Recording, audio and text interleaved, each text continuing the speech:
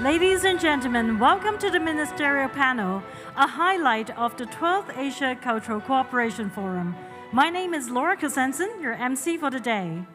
This year, we're most delighted to have the high-level participation of many Asian countries to share experience and insights in cultural development, both in person and through the virtual platform. And we have with us Mr. Hu Heping, Minister of Culture and Tourism of the People's Republic of China, joining us online. Welcome. Mrs. Olga Lubimova, Minister of Culture of Russia. Welcome. Mr. Edwin Tong, Minister for Culture, Community and Youth, and Second Minister for Law of Singapore. Welcome. Mr. Vidura Vik Ramanayake, Minister, Ministry of Buddha Sasana, Religious and Cultural Affairs of Sri Lanka. Welcome. His Excellency Habdu, Secretary of State, Ministry of Culture and Fine Arts of Cambodia. Welcome. Mr. Mohammed Tariq, Minister of State, Ministry of Arts, Culture and Heritage of Maldives. Welcome. His Excellency Mr. Eutong Kaopang, Deputy Minister, Ministry of Information, Culture and Tourism of Laos, joining us online. Welcome. Mr. Surix Adhikari, Secretary, Ministry of Culture, Tourism and Civil Aviation of Nepal. Welcome. Mr. Amir Ashraf Kawaya, Secretary of Federal Education and Professional Training of Pakistan. Welcome. Dr. Siti Nohabi Haji Wasal Falau, Deputy Permanent Secretary, Ministry of Culture, Youth and Sports from Brunei Darussalam. Welcome. Ms. Akie Hoshino, Director, Office for Global Promotion of Japanese Culture, Agency for Cultural Affairs of Japan. Welcome. Mrs. Rosa Karabshanova, Chairman, Committee of Culture, Ministry of Culture and Sports of Kazakhstan. Welcome. Ms. Heng Ming Chong, Director General for Cultural Policy, Ministry of Culture, Sports and Tourism of Republic of Korea. Welcome. Mrs. Yutika Isarankun, Deputy Permanent Secretary, Ministry of Culture of Thailand, who is joining us online. Welcome. Dr. Ranshi Chiu-Fang, Director, Vietnam National Institute of Culture and Arts Studies, Ministry of Culture, Sports and Tourism of Vietnam. Welcome. And last but not the least, ladies and gentlemen, our host of the forum, Mr. Kevin Young, Secretary for Culture, Sports and Tourism of the Hong Kong Special Administrative Region. Welcome. Well, welcome, a very warm welcome to everyone on a slightly cold day in Hong Kong today. Before we proceed, I would like to mention a few administrative arrangements. First off, this panel discussion this afternoon, we will be having a break in between the sessions, and our speakers are invited to give a presentation either at the panel or through the online virtual platform. And this year, ACCF will be presented in a hybrid mode. Audiences can join us online anytime and at the same time. The program today will be updated and uploaded onto the platform within 48 hours. Up next, ladies and gentlemen, please join me in putting our hands together to invite Mr. John Lee, Chief Executive of the Hong Kong Special Administrative Region, to give us his introductory speech. Mr. Lee, please.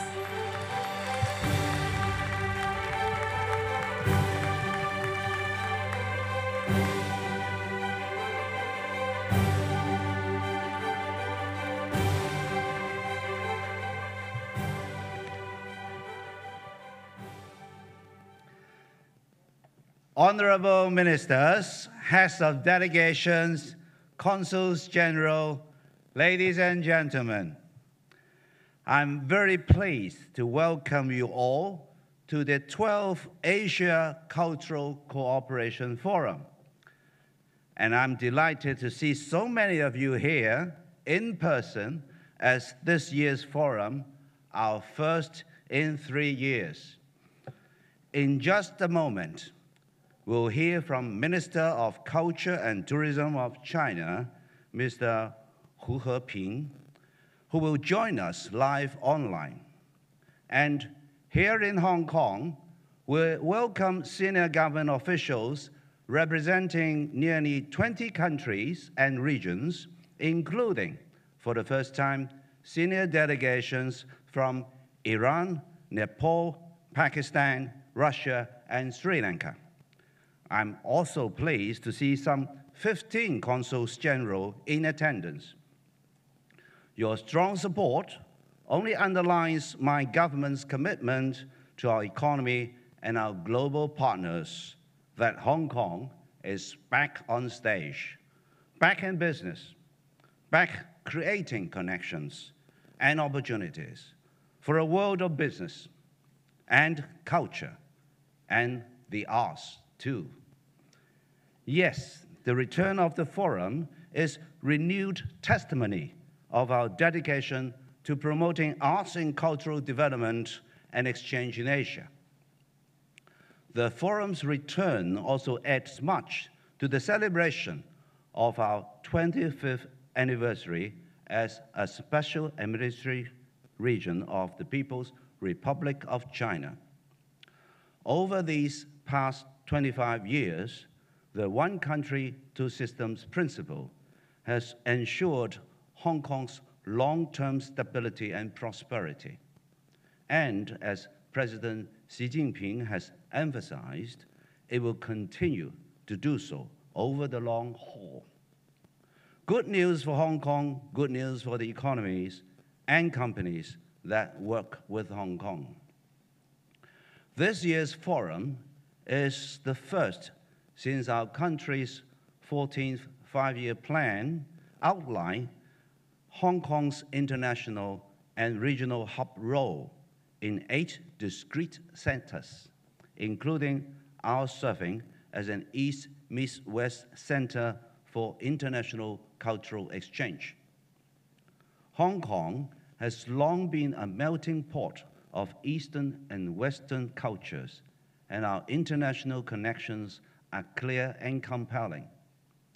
Consider, Hong Kong was the 3rd largest art market in the world of 2021, thanks to such international fairs as Art Basel.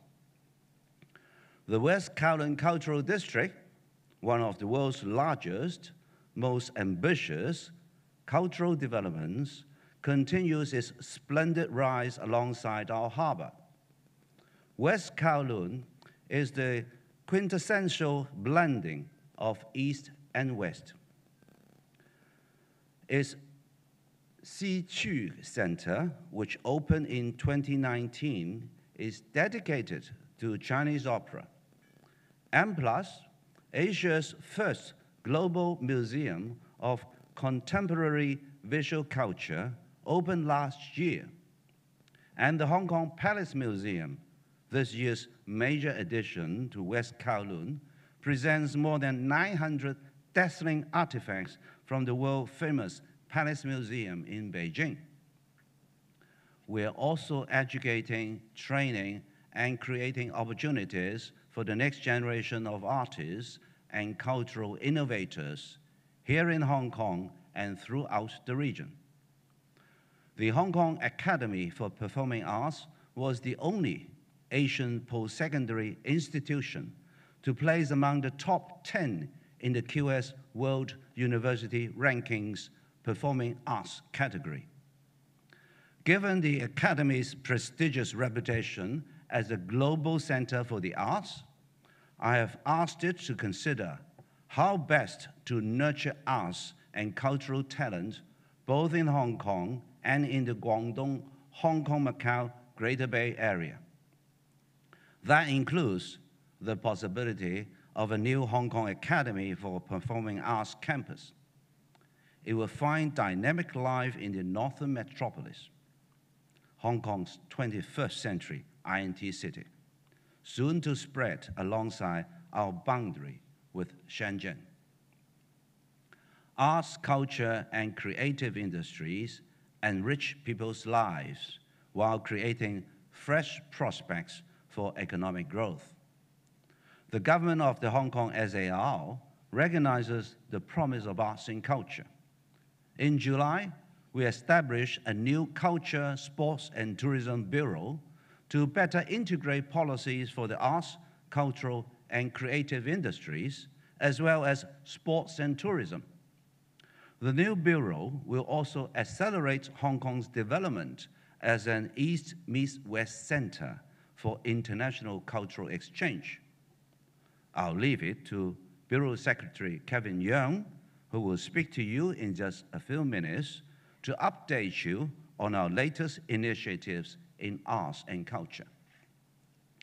I'm also pleased to tell you that Hong Kong will host the 3rd Museum Summit in March, which with Italy's Gallerie degli Uffizi as our international partner, and the inaugural Greater Bay Area Arts Festival will debut in 2024. Also in 2024, we will host the first Hong Kong Performing Arts Market, and I welcome the participation of performing artists and arts groups from all over the world. Ladies and gentlemen, I know you will enjoy this forum and the rewarding programs arranged for you. I wish you all happy holidays and the best of arts and culture in the new year. Thank you very much. Once again, thank you very much, Mr. Lee. Thank you. Thank you, Chief Executive, for delivering the introductory speech. And Mr. Lee now has to leave due to other business engagements. We would once again like to thank you for your presence and support to our event. Thank you.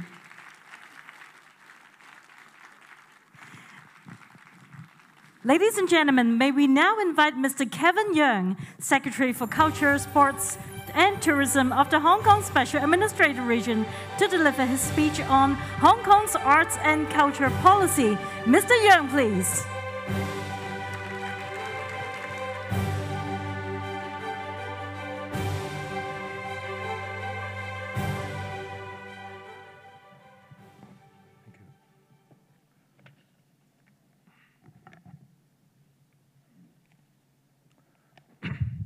Honorable Ministers, Heads of Delegations, Consul Generals, distinguished guests, ladies and gentlemen, good afternoon. May I take this opportunity to welcome you all once again to the 12th Asia Cultural Cooperation Forum, ACCF 2022, especially for those who attended the forum for the first time. The ACCF 2022 witnesses quite some fundamental transformation of Hong Kong in the arts and culture development since the forum was last held here in 2019. This is so because our country has indicated clear support for Hong Kong to develop into an East Midwest Center for International Cultural Exchange.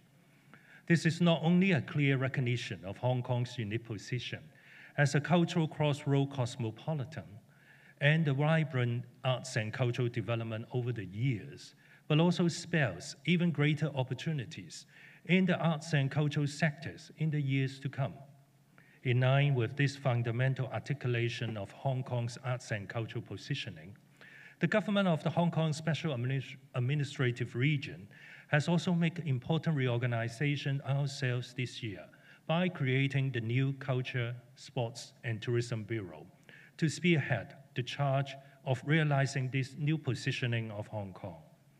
This new dedicated policy bureau amalgamated policy responsibility of arts, culture, creative industries, as well as sports and tourism under one roof to achieve bigger synergy.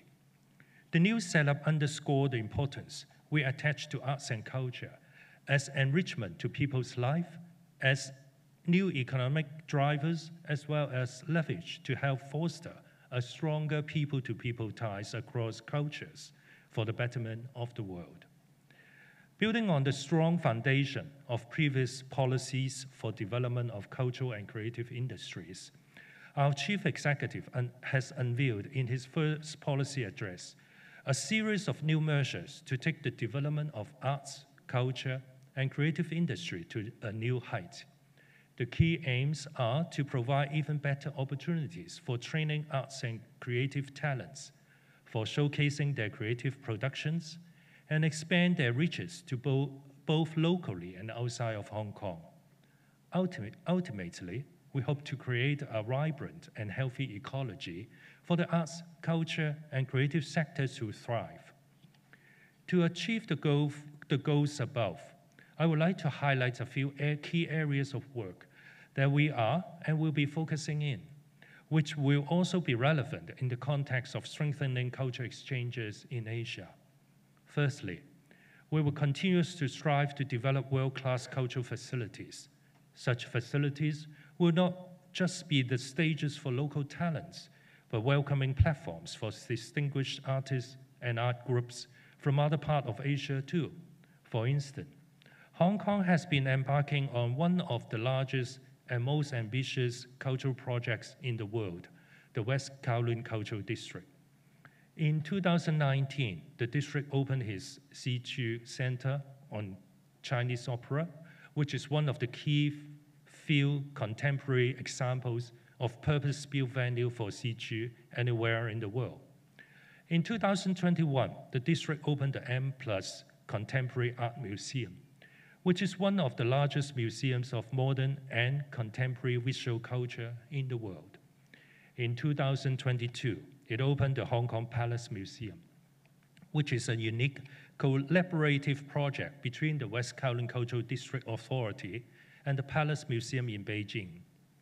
The Hong Kong Palace Museum aspires to become one of the world's leading cultural institutions that embraces new curatorial approaches by offering a Hong Kong perspective and a global vision, presenting the finest objects from the Palace Museum in Beijing and other important cultural institutions around the world.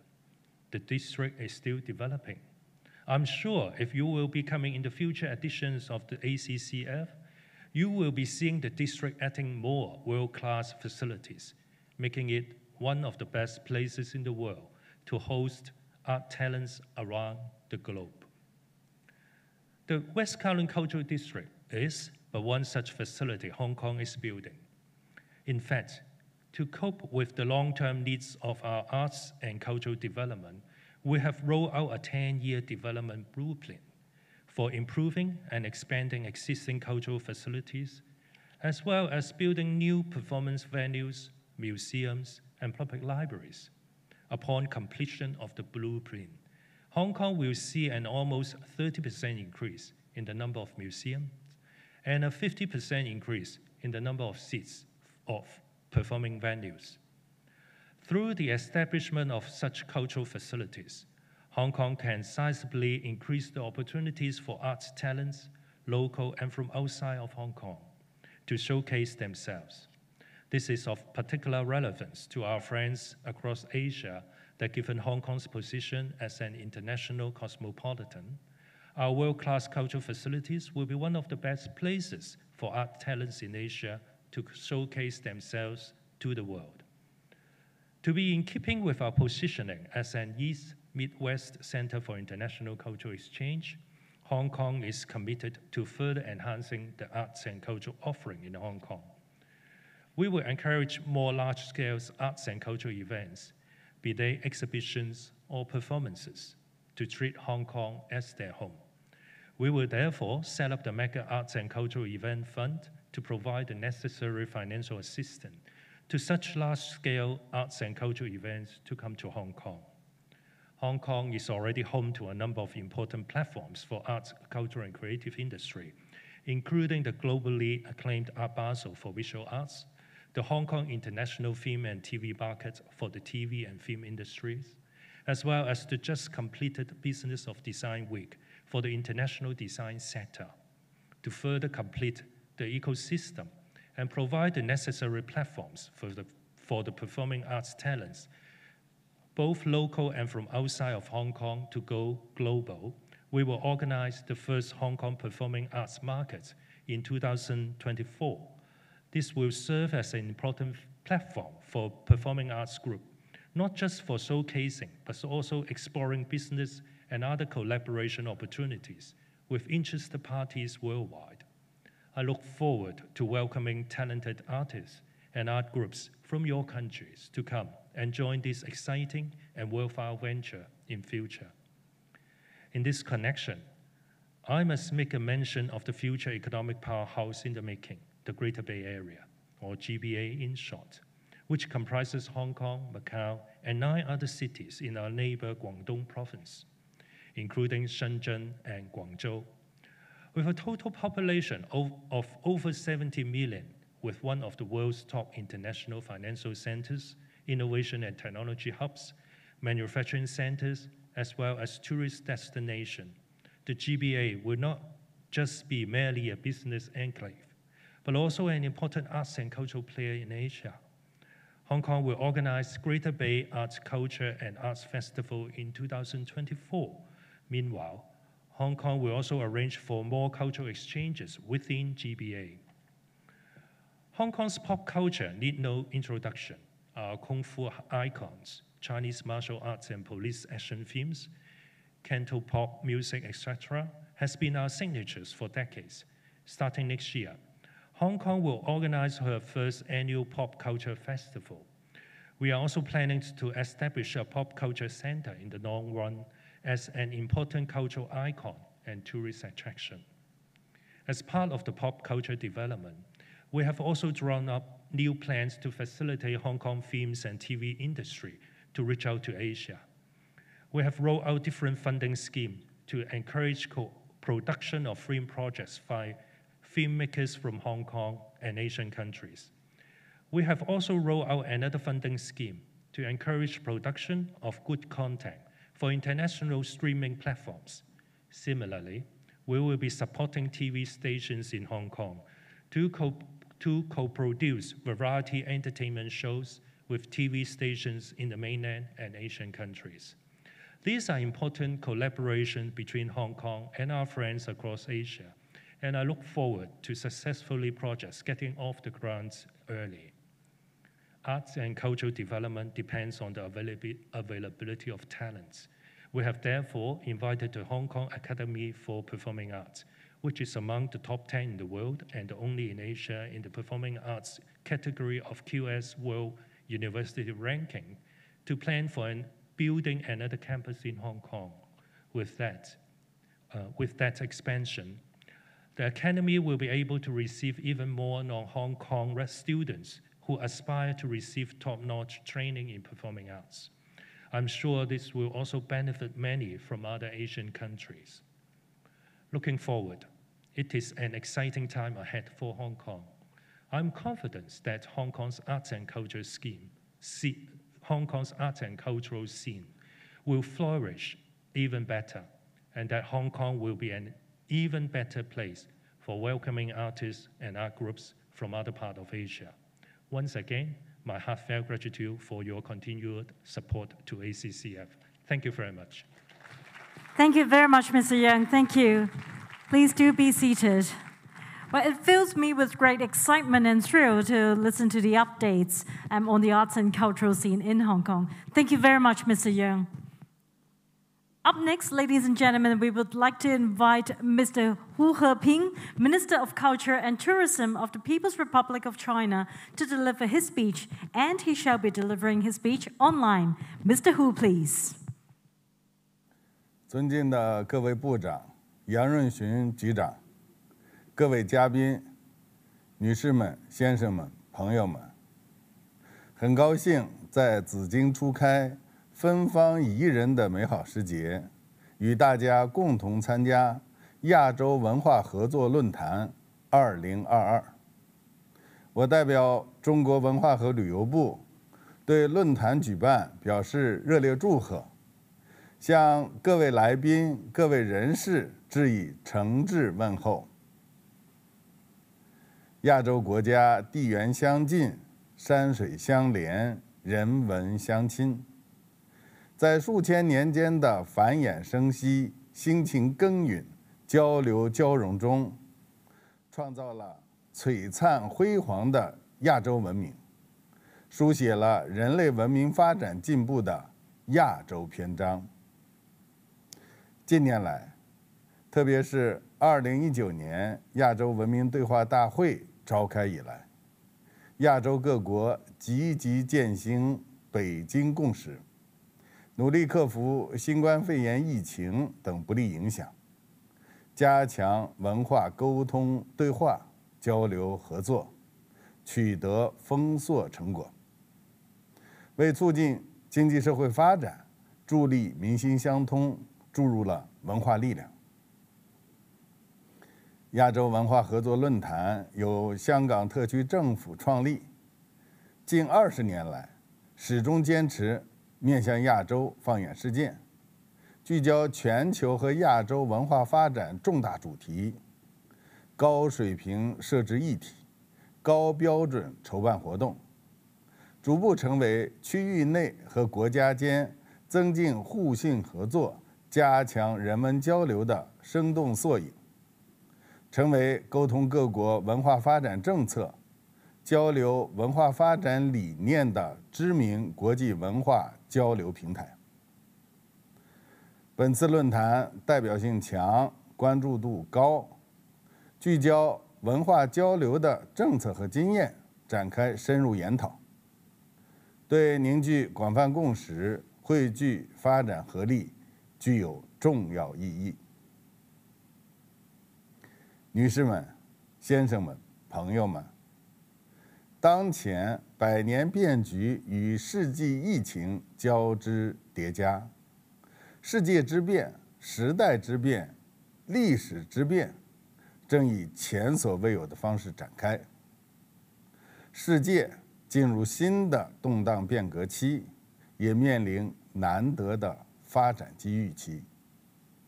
共建和平安宁、共同繁荣、开放融通的亚洲和世界，呼唤以文为媒、以文通心，发挥文化润物无声、沁入心灵的独特作用。前不久闭幕的中国共产党第20次全国代表大会，科学谋划全面建设社会主义现代化国家，以中国式现代化全面推进中华民族伟大复兴，把文化建设摆在突出位置，做出重要部署，强调繁荣发展文化事业和文化产业，深化文明交流互鉴。习近平主席指出，文明交流互鉴是推动人类文明进步和世界和平发展的重要动力，强调相互尊重、和衷共济、和合共生是人类文明发展的正确道路。中国愿同国际社会一道，坚持弘扬平等、互鉴、对话、包容的文明观。这些重要部署、重要论述，充分表明了中国坚定不移深化改革开放，与世界各国共享文明发展成果的坚定决心。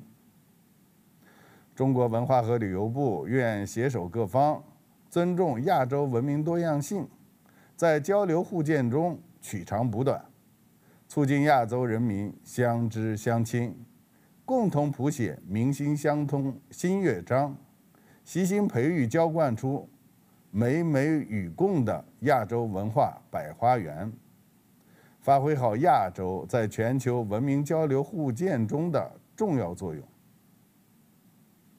为此，提出以下几点倡议：一是加强政策协调。中国与亚洲国家在文化和旅游领域建立了10多个多边部长级对话机制，与亚洲40多个国家签署了文化和旅游合作文件。中方愿以这些政策对话平台为基础，以签署的政府间合作文件为指导，继续加强与亚洲国家的政策交流、政策合作，共同维护和弘扬开放包容的亚洲价值观。二是推进合作项目，坚持互利共赢，深耕重点项目，是文化交流合作拓展渠道、提升层次、扩大成效的必然选择。亚洲文明对话大会期间，习近平主席提出实施亚洲旅游促进计划、亚洲经典著作互译计划、亚洲影视交流合作计划和亚洲文化遗产保护行动。中方愿与各国一道，共同推进在上述领域的务实合作，推动与亚洲国家人文交流走深走实。三是实施丝路计划。中国与包括亚洲国家在内的一带一路沿线国家合作建立了丝绸之路国际剧院联盟、博物馆联盟、艺术节联盟、图书馆联盟、美术馆联盟，为深化亚洲文化交流合作发挥了重要作用。以此为基础，中方将在音乐、美术、演艺、图书馆、文化遗产5个领域启动实施文化丝路计划，举办丝绸之路敦煌国际文化博览会、良渚论坛等重要展会，助力形成多元互动的人文交流格局。四是创新合作领域，全球文化与科技深度融合发展方兴未艾，数字文化产业展现出巨大潜力。中方愿与亚洲国家互相学习分享文化新业态发展经验，用好数字化、网络化、智能化科技创新成果，加快技术转移和知识分享，弥合数字鸿沟，实现优势互补，将亚洲丰厚文化资源优势转化为产品、产业和经济优势，共同拓展亚洲人文交流新领域。女士们、先生们、朋友们，今年是中国政府对香港恢复行使主权25周年。25年来，一国两制实践在香港取得举世公认的巨大成功。展望未来，香港发展优势将进一步凸显，在国际文化旅游等领域的地位将得到巩固提升。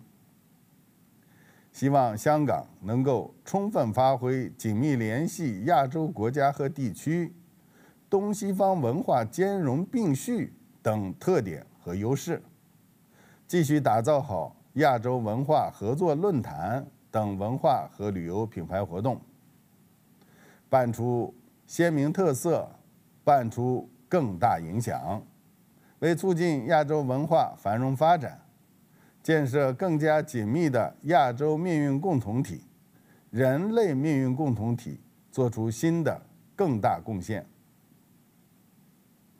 最后，预祝本次论坛圆满成功。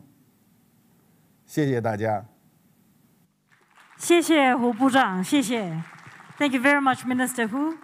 Up next, we would like to invite on stage Mrs. Olga Lyubimova, Minister of Culture of Russia, to deliver her speech. Mrs. Lyubimova, please.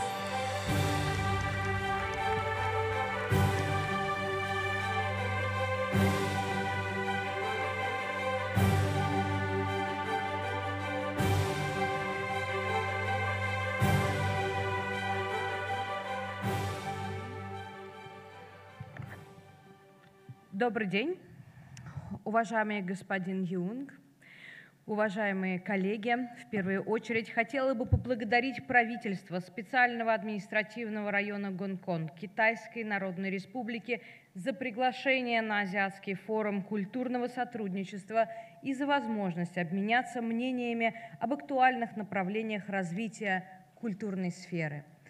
Россия – страна, прошедшая длительный и непростой исторический путь, который, как и уникальное расположение между Востоком и Западом, способствовал формированию ценностных основ жизни российского общества и развитию его культурного и духовного потенциала. Являясь неотъемлемой частью мировой культуры, российская культура служит важным инструментом для сотрудничества, для диалога, сглаживания противоречий на международном уровне.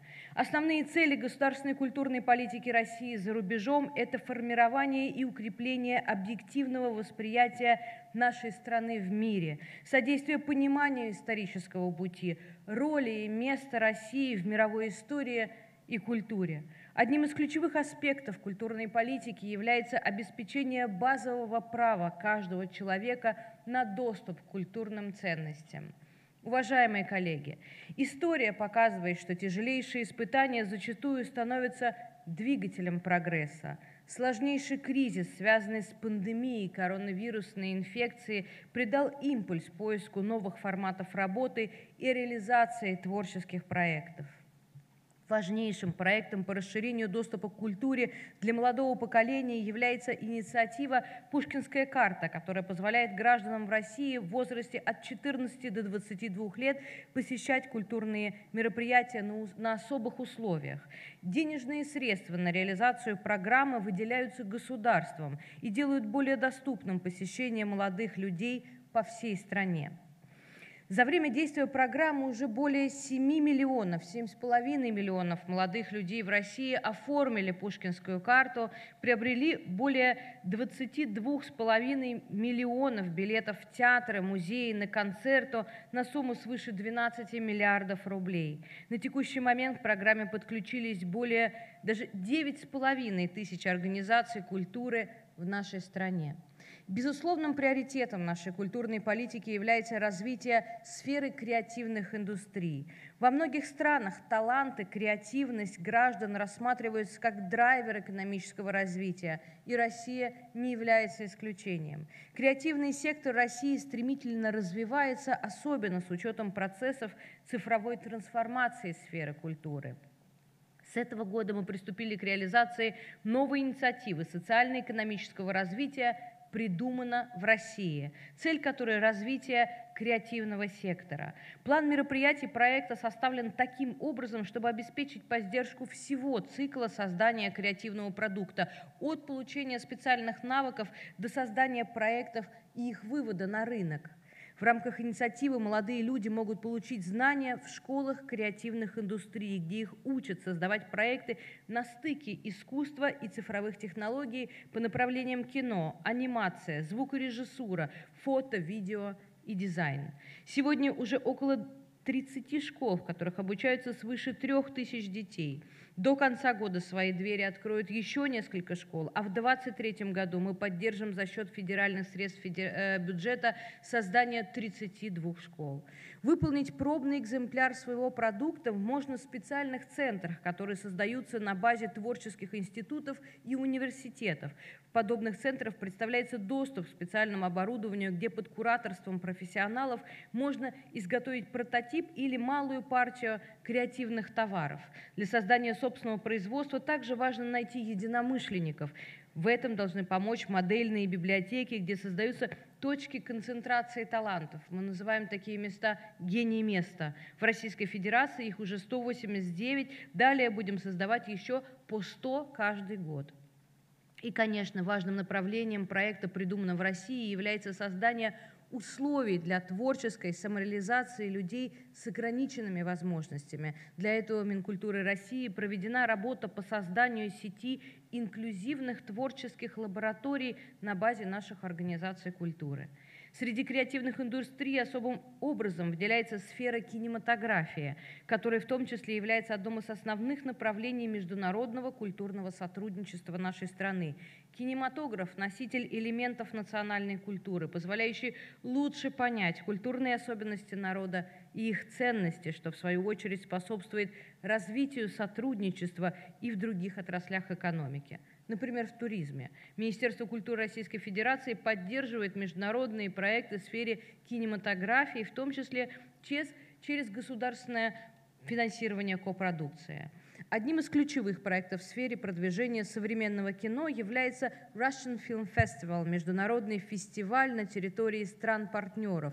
Он проводится для зарубежных зрителей в 3 форматах – онлайн, офлайн и в гибридном формате. В текущем году фестиваль прошел в 19 странах – и в Китае, и в Таиланде, и в Австралии, и в Индии, и в Бразилии, в Мексике, в Бахрейне, Испании и многих других. Хотела бы, уважаемые коллеги, обратить ваше внимание на экран. Russian Film Festival aims to reintroduce Russian cinema to the world and let movie fans on all continents enjoy various Russian feature films, TV series, and animation. Let's say you watch 10. 2 of them you will like. 4 will tug on your heartstrings. 5 you will discuss with your friends. And all 10 will make you think, wow, in Russia such movies are made? Thanks to the Russian Film Festival, more than 1 million people worldwide who watch the Russian movies realized Russia isn't so far away.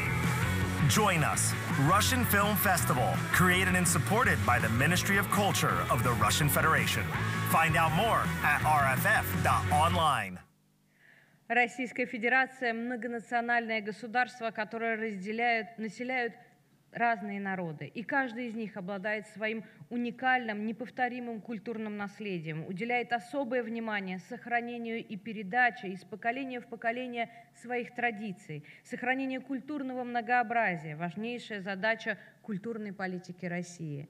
Текущий год объявлен годом культурного наследия народов России. Федеральные и региональные учреждения культуры провели свыше 78 тысяч событий по всей стране, которые посетили миллионы наших граждан. Несмотря на коронавирусные ограничения, продолжается развитие международного культурного сотрудничества как в двустороннем, так и многостороннем форматах.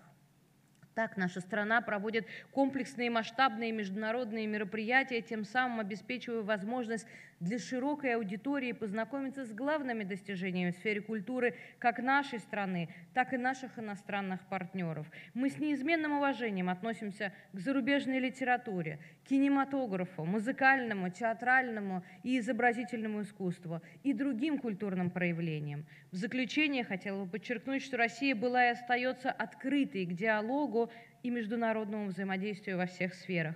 Мы заинтересованы в дальнейшем плодотворном и равноправном сотрудничестве со всеми международными партнерами в интересах развития наших народов. Надеемся, что опыт нашей страны в реализации инновационных проектов в сфере культуры может быть полезен и актуален и для других стран. И будем рады расширить взаимодействие в культурной сфере с партнерами, которые присутствуют сегодня на форуме. Позвольте еще раз поблагодарить организаторов Азиатского культурного форума сотрудничества 2022, пожелать всем плодотворной работы, успешных решений и новых креативных проектов. Благодарю вас за внимание. Thank you very much, Mrs. Lubirova. Thank you. Please be seated. May we now invite on stage Mr. Edwin Tong, Minister for Culture, Community and Youth and Second Minister for Law of Singapore, to deliver his speech. Mr. Tong, please, welcome.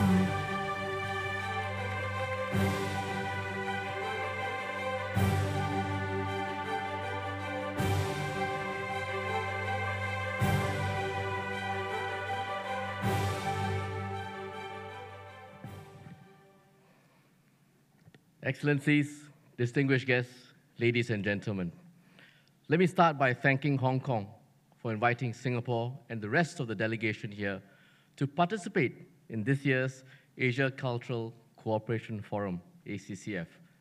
It's great to be able to see each other again in person after some time away, to be able to not just exchange our ideas on cultural cooperation, but more importantly, perhaps, to be here in person, to make friends, and to build bonds and camaraderie amongst all of us.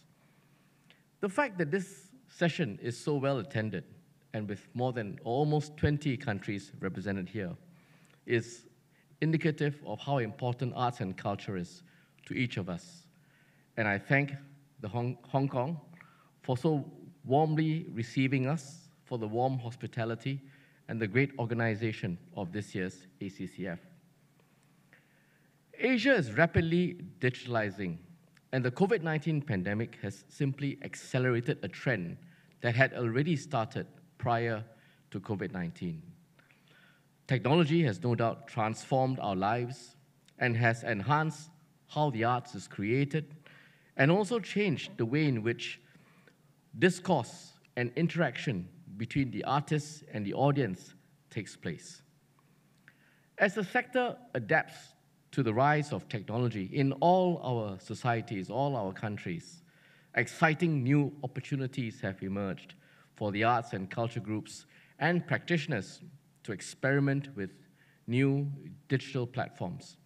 And this afternoon, I'd like to speak a little bit more about the greater adoption of technology for the creation, the appreciation, as well as the valuation of art.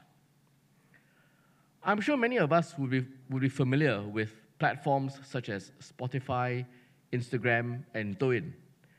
These platforms not just showcase their works, but also helps us to reach out to a wider audience without the constraint of geographical boundaries. We're also likely to see more collaborative, inclusive, co-creation amongst artists, practitioners, partners, as well as the community. And there are also new forms of presentation that can transcend dedicated art spaces. And in fact, it can take the art out of the traditional museum or the gallery into the space where the consumer resides. Digital platforms such as the Singapore-based BandLab are now widely used by musicians around the world for collaborations. Indeed, the COVID-19 pandemic has accelerated the adoption of digitalization and changed audience consumption. These patterns of consumption have changed very significantly. It is something that I believe we can take advantage of to benefit both artists as well as consumers. In Singapore, about 8 in 10 digital art consumers noted that they will continue online consumption even after the pandemic. With these new trends, intellectual property will become an increasingly important aspect of arts, culture, as well as the creative industries. Creative professionals worldwide have recognized the importance of intellectual property to the development as well as the protection of their work and their business model. It has a direct impact on monetization, presentation, and dissemination of creative works, especially in an increasingly digital world. When a piece of art is created on a commission basis, the question is, who owns the copyright? Is it a company or is it the artist? This question is particularly pertinent for many freelancers, and increasingly in our arts economy, we see many freelancers. These freelancers may not always have access to legal representation should it be required. Content creation companies like Netflix are constantly on the lookout for stories to turn into new shows and other pieces of entertainment. In such cases, creative professionals must know how to negotiate over IP rights and protect their own interest. One example that we have in Singapore is Dim Sum Warriors by Singaporeans Colin Goh and Wu Yen Yen. This started as a graphic novel series before being adapted into a stage musical, bilingual educational storybooks, as well as becoming an educational app. In such cases, it will be important for the artists to be able to manage the IP rights of their work. IP issues have a direct impact on how art is created, how it is transacted, disseminated, and ultimately appreciated by the audience. This is also a key reason why, in Singapore, we are working to strengthen the intellectual property ecosystem that we have. Just last year, Singapore set out a roadmap to enhance and also strengthen our IP infrastructure. We call it the Singapore IP Strategy 2030 or SIPS 2030. Let me just share some examples of how it can be relevant to the creative sector. First, SIPS 2030 seeks to maintain a strong intangible assets and intellectual property regime that is going to be conducive to creativity and innovation. Second, we will raise IP awareness and capabilities with industry and community partners. And third, we are working with our community to accelerate our efforts to build IP skills across the different sectors, and I would say including arts and culture. In line with this, we will help creators and innovators to better extract the value from their intangible assets, from an idea to something that they put into practice, into reality, and how you extract the value out of that intangible asset. Knowing the true value of intangible assets, such as copyrighted contents and brands, can help creators and businesses in the arts, cultural, and creative sectors to strengthen their commercial opportunities and business strategies. Singapore will therefore work with international partners to develop internationally recognized intangible assets and intellectual property valuation guidelines. These guidelines will lay the foundation for a credible and trusted international valuation methodology that will enable companies to effectively value and monetize their intangible assets and intellectual property, both in Singapore as well as overseas. In turn, this can help our artists, knowing the true value of intangible assets that they hold, such as the copyrighted content and brands, give them an insights to allow them to strengthen these opportunities. One good example of this is Bandwagon Private Limited, an independent music media company in Singapore. It previously organized many live events. However, of course, during the COVID-19 pandemic, it was unable to do so, and it had to pivot to digital events and live streams. To do so, they worked with IPOS, the Intellectual Property Office of Singapore, to build capabilities to deal with issues regarding their IP rights involved in these live streams and event or recordings, as well as safeguard their intangible assets. We have to be adaptive, to be nimble, innovative, and opportunistic, to harness the upsides of the digitalization of the arts and international platforms. This will help artists to create better content, protect them, realize the commercial value behind them, and helps audience better appreciate art in varied forms.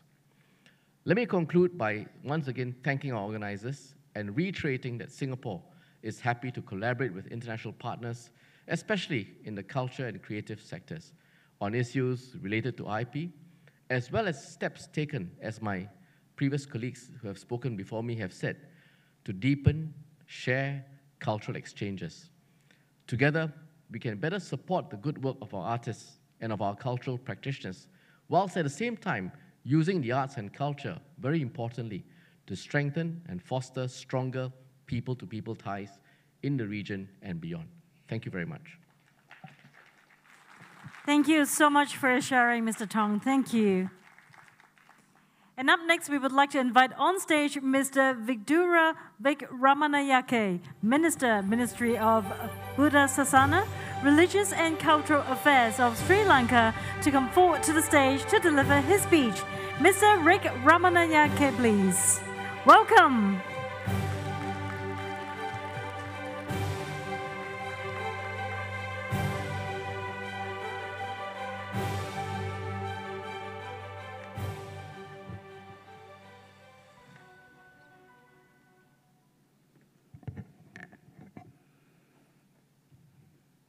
Distinguished guests, delegates, it is indeed a privilege and honor to be a part of this significant event that will bring Asia together. I do believe that we have been sharing two lineaments.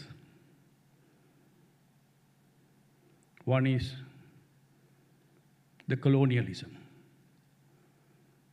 that has battered and shattered our cultures. The other, of course, what we share, the richness, our heritage, the culture.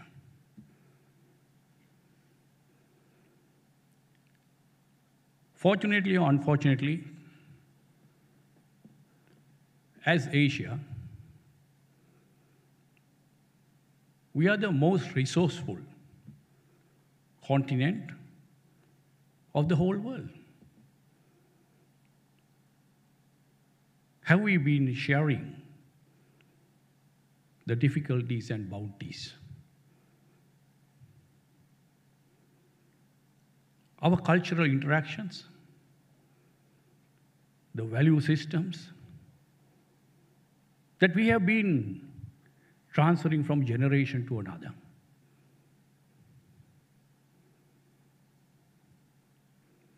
That has not been duly recognized globally and in terms of Asia and in terms of our respective societies. So we are losing the identity. The cultural identity loss is the worst thing that could happen to a country or a nation.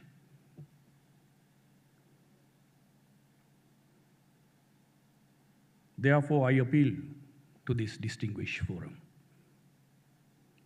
Let us get together.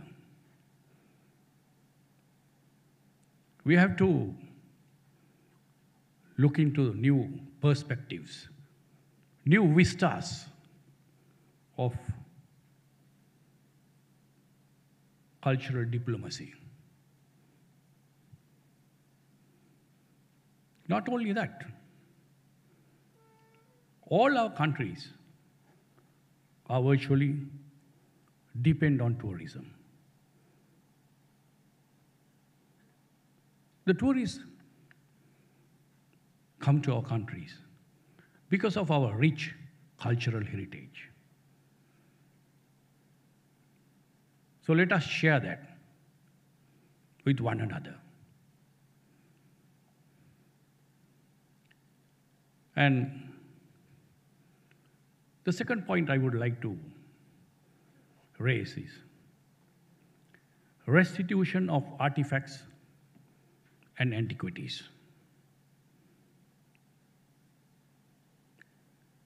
As the Asian Cultural Cooperation Forum, we should voice out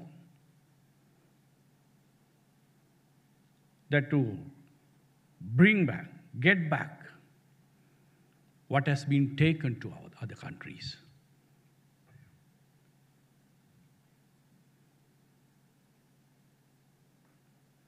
And the third point I would like to raise is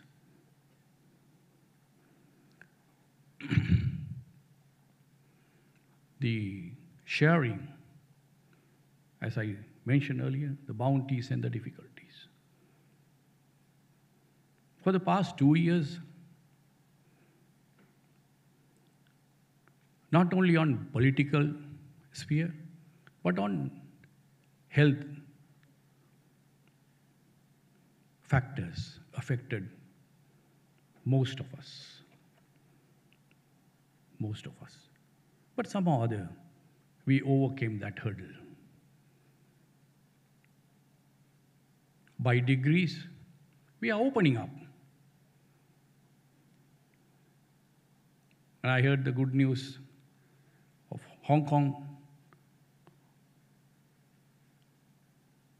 opening up further, starting yesterday or today. So likewise, all our countries are opening up. And we have to open not the physical aspects, but also open our hearts and minds to accommodate, to welcome the other nations. As you know, Sri Lanka has a very rich heritage. Unfortunately, the video is not being played. I don't know why. You have to pardon me. I don't know whether it is a technical fault or something. Nevertheless, very rich heritage, very rich culture. I don't want to elaborate on that. Perhaps in a short while or later, we'll be distributing a booklet and a pen drive that you all can take home and view. A very brief history and what has been going on culturally in Sri Lanka. We have been restrained to a certain extent. Not only as a country, not only as a nation, the same problems that you're also experiencing, maybe political or otherwise. And lately, Sri Lanka is undergoing the worst economic patch of the recent history, as you all know. Now we are on the recovery path. At this juncture, let me invite all of you all to Sri Lanka to taste the paradise, tangibly and intangibly, with the cultural heritage and with all the problems, bottlenecks, constraints. We warmly welcome all of you all,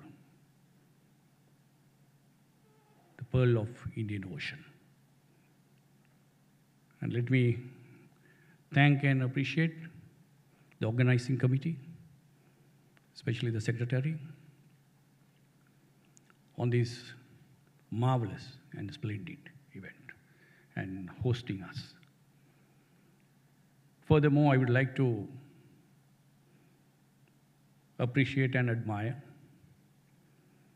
your commitment to art and culture. You all have given not only physical space, but a spiritual space as well for art and culture. That is what is important. Not the physical aspect. And Hong Kong has proven beyond doubt that the commitment to art and culture and to foster it. And with that,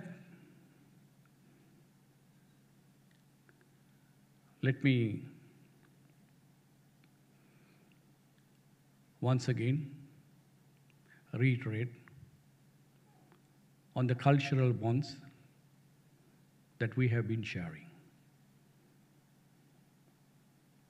through Buddhism or through otherwise.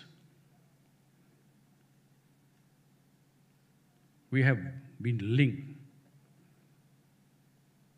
in hearts and minds. Let us cherish that. Let us harness.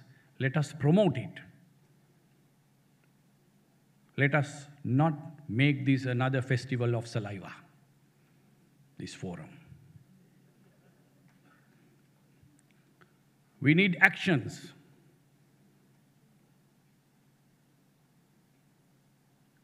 We need actions. So, culturally,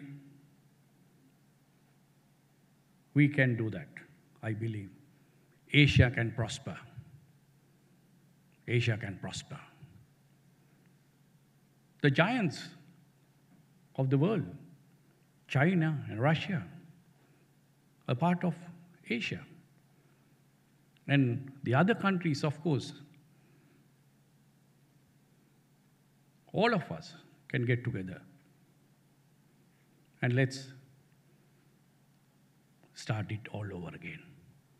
culturally, bind with our views, the heritage, the food culture, all that. So thank you once again for hosting and inviting us, and all the best for all of you. Thank you. Ayubowan. Thank you very much, Mr. Vek Ramanayake. Thank you. And for the invitation to not only connect to physical places of culture and also to our minds and soul. Beautiful. Thank you so much. Up next, ladies and gentlemen, we would like to invite on stage His Excellency Habdu, Secretary of State, Ministry of Culture and Fine Arts of Cambodia, to deliver his speech. Mr. Hab, please. Welcome and thank you for joining us.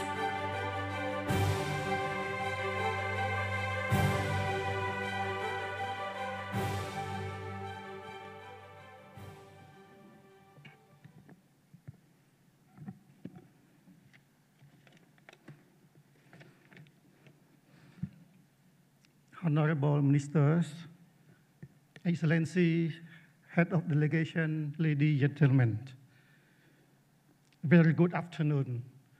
So if you see this picture, is the Apsara blessing dance of the classical dance of Cambodia. It is a great honor and privilege for me, on behalf of Her Excellency Dr. Pương Sakana, Minister of Culture and Fine Arts of Cambodia, to participate in the ACCF 2022, which also marked the 25th anniversary of the establishment of the Hong Kong Special Administration Region. First, on behalf of the Cambodian delegation, I would like to thank the Hong Kong government for inviting Cambodia to the conference and for the warm hospitality extended to us. Thank you very much. For this special occasion, I am pleased to share with you Cambodian national cultural policy in the context of building national identity, preservation and protection of national cultural heritage, as well as investment in the cultural sector for economic growth and sustainable development. Cambodia is blessed by its diverse wealth of cultural heritage and World Heritage Sites, including thousands of ancient temples and intangible art forms. This cultural wealth is our soul and plays a key role in driving economic growth and sustainable tourism. We remain committed to protect and safeguard our cultural heritage, both tangible and intangible, as well as to promote cultural and creative industry as emphasized in our national cultural policy, which envisage national cultural conservation and development as a key component for socio-economic development. It is particularly important to note that in the statement of the 40th and 41st ASEAN Summit held in Phnom Penh, Cambodia in November 2022, under the chairmanship of Cambodia, the Asian leaders strongly recognize the role of culture and arts in making invaluable contributions to the social, economic, human, and sustainable development of ASEAN, manifest through tangible and intangible cultural heritage, cultural and creative industry, and cultural tourism. In addition, the ASEAN leader adopted the Siem Reap Declaration on Promotion of Creative and Adaptive ASEAN Community to support the cultural and creative economy.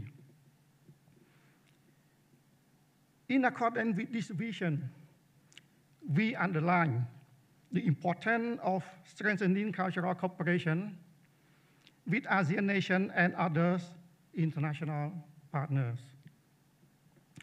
Furthermore, in the framework of the Belt and Road Initiative and a long history of traditional friendship, Cambodia and China has built a comprehensive cooperation partnership in a number of significant areas of culture. In 2014, for instance, Cambodia and China entered into the executive program on cultural cooperation.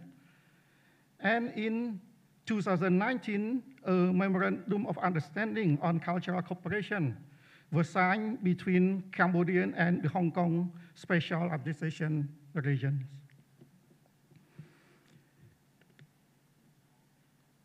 The Cambodian Film Commission, CFC, has also regularly participated in the Hong Kong Film Mart since 2013, enabling Cambodia to further promote and develop our film industry in the regional and international film market. In this field, in the field of heritage preservation, a number of international organizations are involved in the research, preservation, and restoration of temples and other sites in Cambodia, particularly in Angkor, the World Heritage Site. Here, I would like to highlight the Cambodian project, the cooperation project under the framework of the Apsara National Authority and the Chinese government team for safeguarding Angkor, which carry out restoration work on the temple of Chao Sai Tevada in 2000-2008, and Takao Temple in 2021-2018. In addition, China, together with India, are co-chairs of the International Coordination Committee for the Safeguarding and Development of World Heritage of here. Another thing that I want to raise in this meeting, in respect of the cultural heritage protection, Cambodia has made extraordinary efforts to combat the illicit trafficking of cultural property and to recover its national treasure. Over past decades, Cambodia witnesses massive cultural heritage destructions and losses during the armed conflicts and disasters that gave rise to large-scale organized looting and illicit trafficking in cultural property. In recent years, we have promoted international action and played an active role in the combat against illegal trade, calling for the return and restitution of cultural property by reinforcing national legislation, raising public awareness, and establishing an international network in the framework of UNESCO 1970 Convention and its associated mechanism. In this campaign, Cambodia has entered into bilateral agreement related to the protection of cultural heritage with Thailand, the United States, China, as well as other several nations. These bilateral and multilateral agreements have met with notable success, and a considerable number of looted objects has been returned. Cambodia is dedicated to exploring a feasibility of creating a regional platform to deepen cooperation in the promotion of cultural heritage protection for tackling this cross-border issue.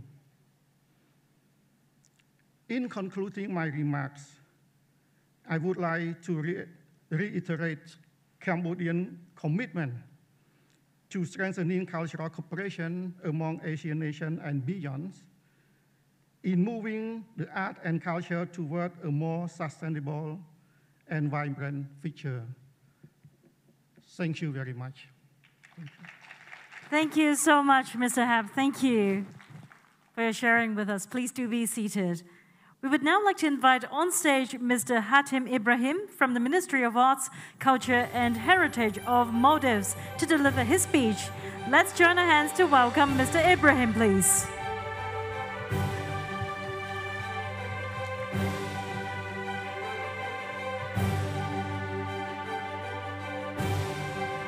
Thank you for joining us.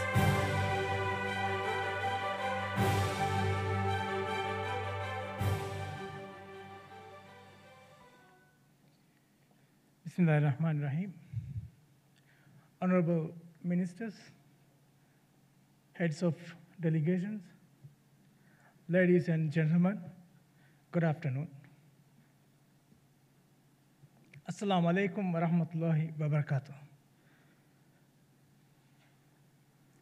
Saying the phrase Maldives to most people elicits views of idyllic white sandy beaches and beautiful ocean flora, and people living in simple, unencumbered existence.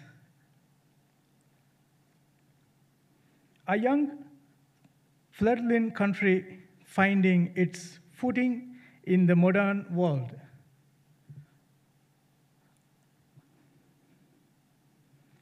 The truth, however, is far more interesting. While there is no written history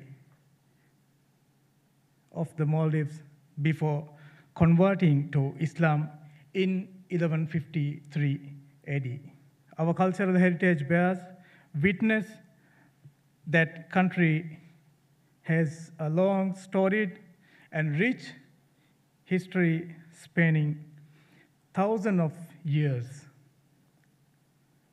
Us Maldivians historically had great respect and pride in the belief and customs that make up our cultural heritage. In fact, these elements of our culture were strongly associated with the lives and livelihood of our people.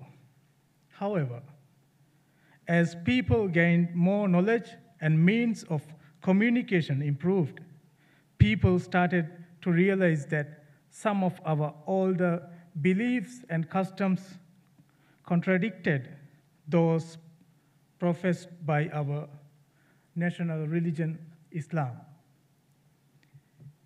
As a result, our lifestyle evolved away from the typical island life towards a more distinguished life that we now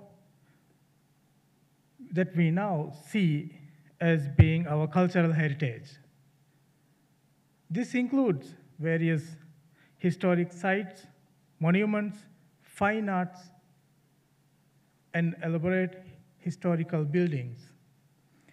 Although these heritage sites are the most valuable assets we have when conserving and researching Maldivian history and culture, these sites are currently being threatened by the vast and rapid infrastructure development taking place all over the country for the past century.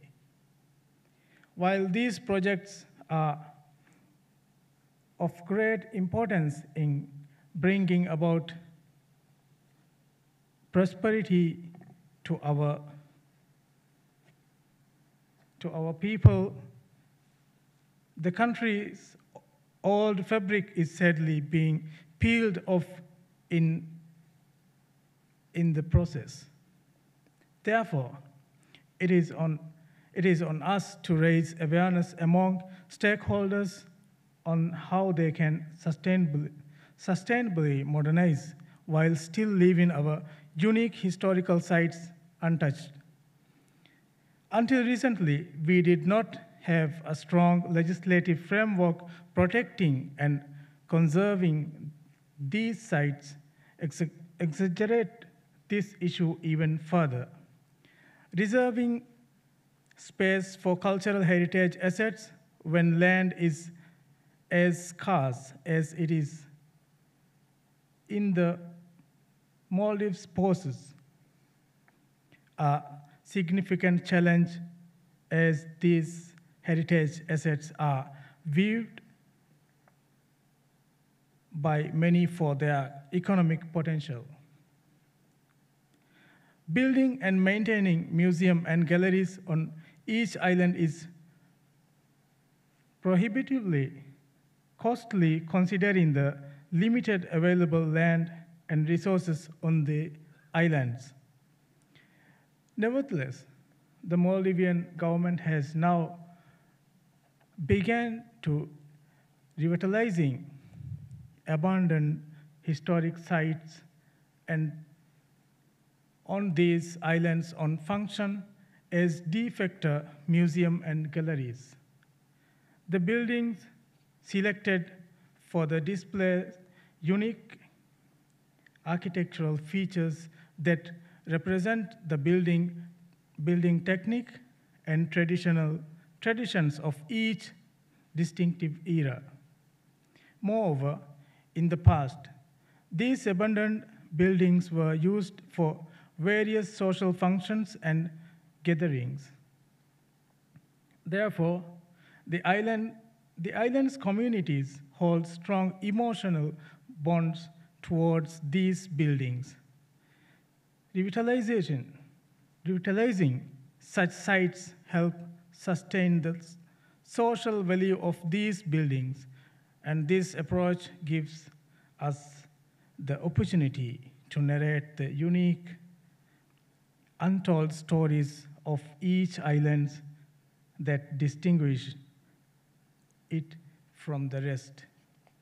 These projects are intended to bridge the gap between the Maldivian people and the cultural heritage from which the younger generations are increasingly alienated. This approach is also designed to convince the community of the economic benefit of preserving our cultural heritage. The pilot project for this program began by revitalizing the grand old Kimbidu Maludu Haruge in Ta Kimbidu, one of our southern islands. This building, believed to be over 100 years old, has segmented arches and columns, unique architectural features that are not commonly seen in traditional Maldivian architecture. This building was originally built to host religious or solemn rituals, especially grand religious ceremonies in which representatives from other atolls would participate. In fact, these religious ceremonies continued to be conducted in this building until fairly recently. This building was then used as a school education center until 1986. After that, the building was abandoned and left to deteriorate until 2020, when conservation and restoration work began to repurpose the building as museum and gallery. It is projected to contain mixed media galleries combining conventional exhibition displays of objects and artifacts with media room with digital displays of the historical background of the island. We believe that this project will help promote awareness of our cultural heritage through education and via increased youth and community engagement. Additionally, this building functioning as museum and gallery will contribute to the local economy through job creation and revenue generation related to the experience economy. It is also poised to have a visible economic impact through cultural tourism. We have begun engaging in other similar repurposing projects at historic sites in various islands in our drive to spread awareness about cultural heritage and foster a love for our traditions, especially among the younger generation. We anticipate the establishment of more such museum galleries through the Maldives, and we hope for strong systematic framework of heritage preservation to be established.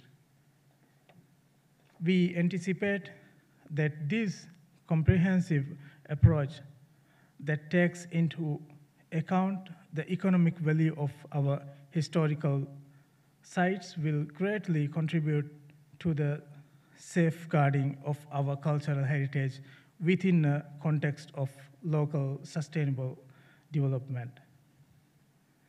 Thank you very much. Wassalamu alaikum wa rahmatullahi wa barakatuh. Thank you very much, Mr. Ibrahim. Thank you. And up next, we would like to invite His Excellency Autong Kapong, Deputy Minister, Ministry of Information, Culture and Tourism of Laos, to deliver his speech via the online platform. Let's give him a warm welcome.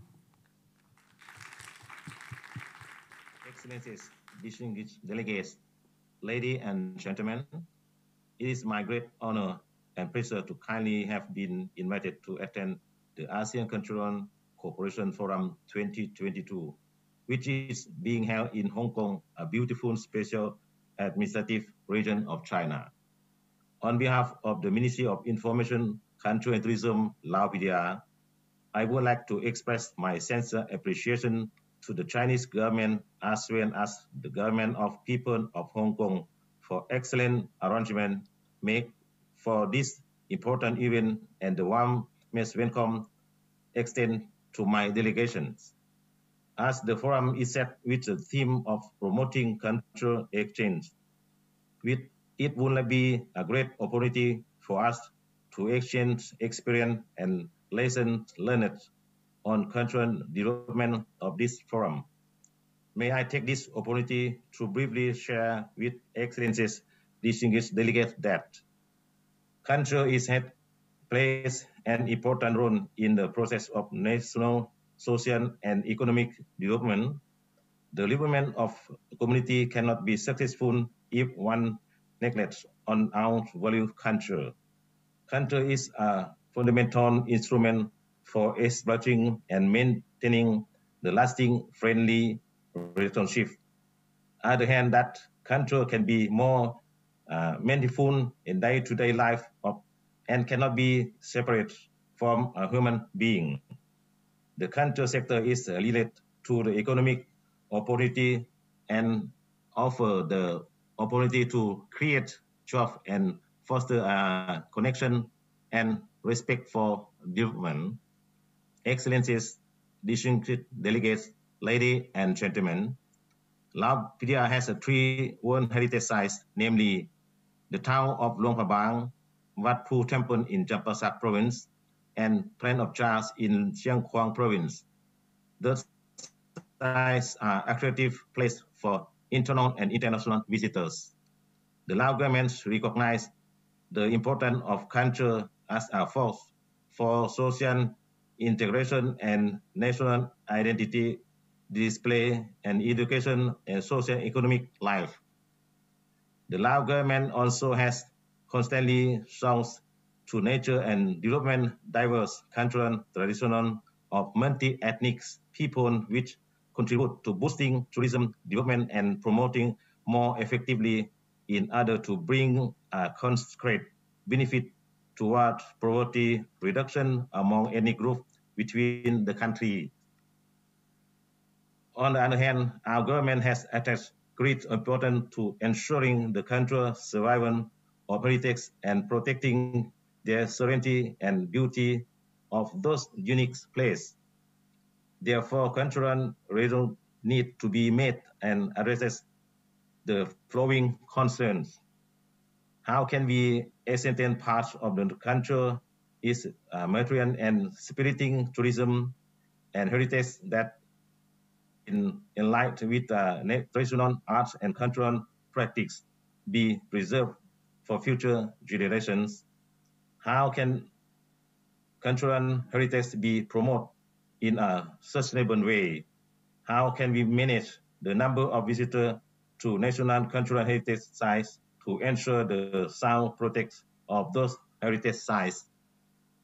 How can we keep and maintain the traditional cultural, social, and economic partners which creates the heritage resource of the country? Distinguished guests, ladies and gentlemen, we, the Latvia, highly appreciate China's initiative of ASEAN Cultural Cooperation because each of our countries has a rich of unique and colorful culture, traditional, and share so many cultural similarities. I believe that we can jointly promote and integrate our cultural heritage for mutual benefit. I am confident that the forum today will be productive and fruitful. It will be a significant platform for information sharing on cultural cooperation among ASEAN countries. Once again, I wish Excellencies, Ministers, and all distinguished delegates full of happiness, good health, and success, and wish today's event success in all aspects. Thank you. Thank you very much, Mr. Kalbang. Thank you. Well, ladies and gentlemen, we are about to break off for an intermission, but not yet, because before that, we would like to take a picture from the station to the audience. That's right. Could we have our photographer to please come forward? And for those of you in the audience, that's right, sit up straight and look happy and jolly. All right, let's welcome Mary. 我哋喺台上面影落去啊。That's right. Now is the new generation, and that's how we normally take pictures from the station to the audience. So looking straight ahead into the official photographer right in the center, ladies and gentlemen. Looking fresh, and you can still smile even though we're in a mask. So keep that smile going. Okay, and can we all give it a like? Let's give it a like. Yay, wonderful.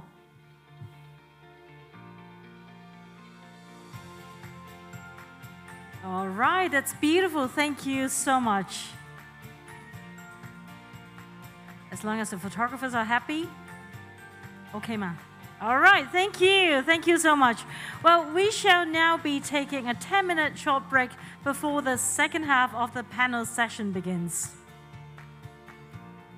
We would like to invite the Secretary for Culture, Sports and Tourism to accompany our heads of delegations to leave the theater first. Thank you, Secretary.